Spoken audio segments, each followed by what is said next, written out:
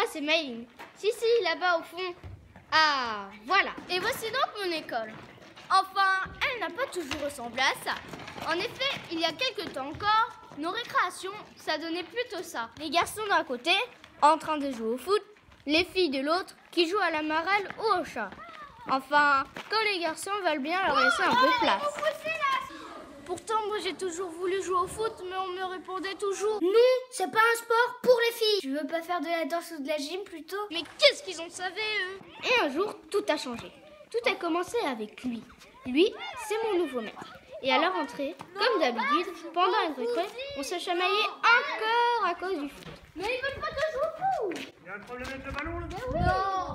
Eh ben il n'y a plus de ballon. Les garçons, vous auriez vu leur tête, et la mienne aussi, quand le maître m'a convoqué après la classe. Seulement les garçons ils restent persuadés que le foot c'est que pour eux. Donc moi j'aimerais bien que tu leur prouves le contraire. C'était donc le moment de briller. Les filles ont eu une idée.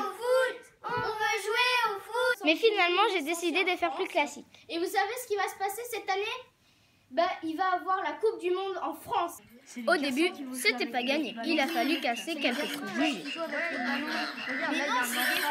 Regardez si les filles, ça sait pas jouer au foot. Oh, le but qu'elle a mis! Expliquer quelques règles. Que tout le monde doit toucher le ballon. Et puis...